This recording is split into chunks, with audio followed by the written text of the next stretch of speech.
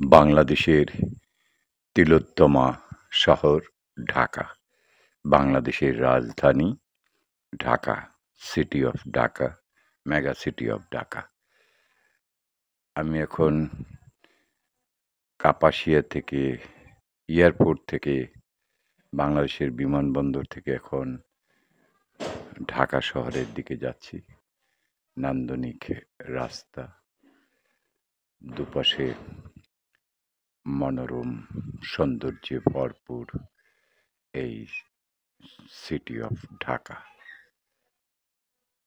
অনেকটা যানজট মুক্ত, কারণ সাধারণত ঈদের সময় এই ঢাকা সিটি ছেড়ে মানুষ চলে যায় গ্রামে ঈদ করতে। এই সময়টা ঢাকা শহর একেবারে ফাঁকা। সেই নান্দনিক সংযোগ সড়ক, উড়াল সেতু, এয়ারপোর্ট থেকে ঢাকার বনানী চমৎকার। যারা ইতিমধ্যে দেখেছেন তাদেরকে অসংখ্য ধন্যবাদ।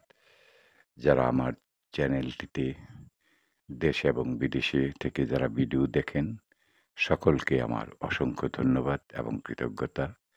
যারা ইতিমধ্যে সাবস্ক্রাইব করেছেন আমার চ্যানেলটি, তাদেরকে আন্তরিক ধন্যবাদ, কৃতজ্ঞতা।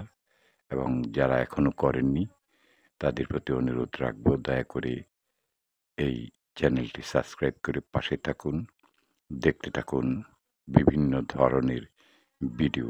আমি এখন উড়ন্ত সেতু দিয়ে যাচ্ছি এয়ারপোর্ট থেকে বনানীর দিকে। আসলে ঢাকা সিটিটাই এরকম। শেরেবাংলা নগর রাস্তার পাশে দাঁড়িয়ে দেখছি এই যানজটের শহর ঢাকাকে। মিছিলের শোভাযাত্রা চলছে, শান্তিপূর্ণ মিছিল। এখানকার উন্নয়নের সাক্ষী হতে তারা এসেছেন হলুদ কাপড় পরে। আমি এখানেই দাঁড়িয়ে আছি, দেখছি এই উন্মুক্ত যানজটের শহর মহানগরী ঢাকাকে।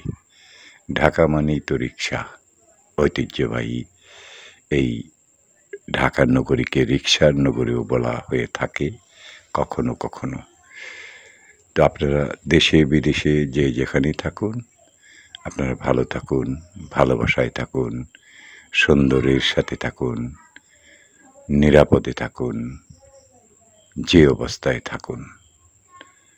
আমি আমার চৌধুরী ব্লগ থেকে আপনাদেরকে শুভেচ্ছা, আন্তরিকতা এবং ধন্যবাদ জানাচ্ছি।